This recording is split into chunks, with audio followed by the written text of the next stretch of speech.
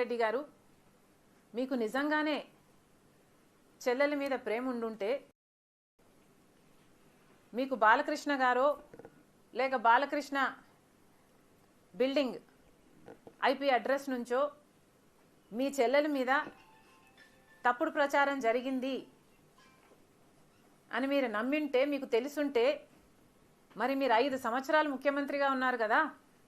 ఆ ఇష్యూ జరిగిన తర్వాత 5 సంవత్సరాలు మీరు ముఖ్యమంత్రిగా ఉండి ఏం గాడిదలు కాశారండి? ఎందుకు ఎంక్వైరీ వేయలేదు బాలకృష్ణ మీద? మీరు ఇప్పుడు చెల్లెల మీద ప్రేమ ఉన్నట్టు మీరు మాట్లాడుతున్నారే.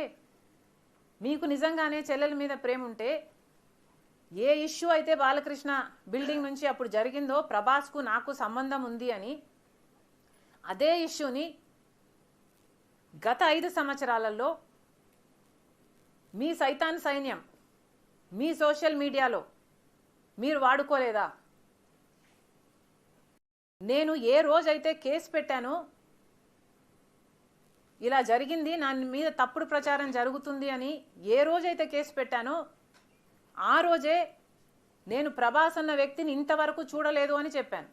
ఈ రోజుటికి కూడా నాకు ప్రభాస్ అంటే ఎవడో తెలియదు. ఈ రోజుటికి కూడా చెప్తున్నా, ఆ రోజు ప్రమాణం చేశాను నా బిడ్డల మీద నాకు సంబంధం లేదు ఆయనతో అని. ఈ రోజు మళ్ళీ చేయడానికి కూడా చెప్తున్నా, నాకు సంబంధం లేదు ఆయనతో. నా బిడ్డల మీద ప్రమాణం చేసి చెప్తున్నా. జగన్మోహన్ రెడ్డి గారికి ఇవన్నీ తెలిసి కూడా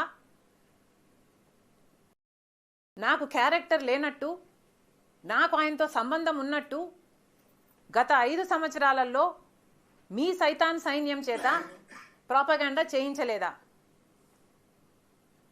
మీకా చెల్లెల మీద ప్రేమ ఉన్నది, సిగ్గుండాలి కదా.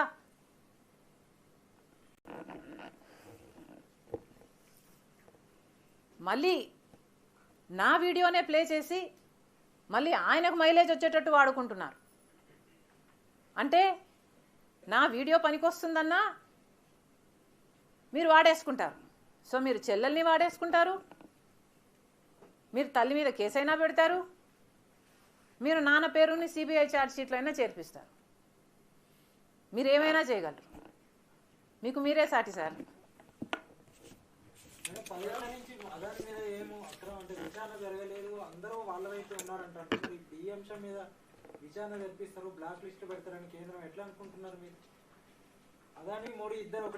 ఒక్కటే అంటున్నాం, అదే కదా రాహుల్ గాంధీ గారు పదే పదే చెప్తున్నది ఏమిటి? అదాని మీద ఎందుకు యాక్షన్ తీసుకోవటం లేదు?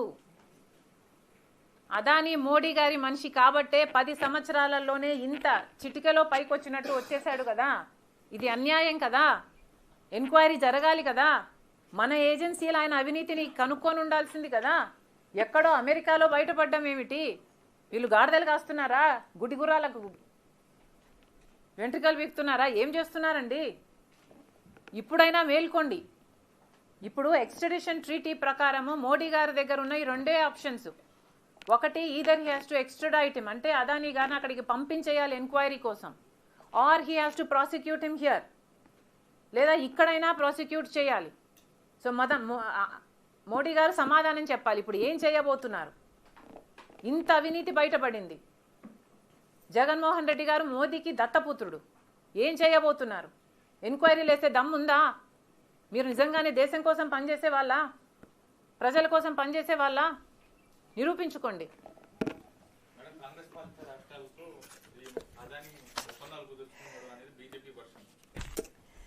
అమ్మా,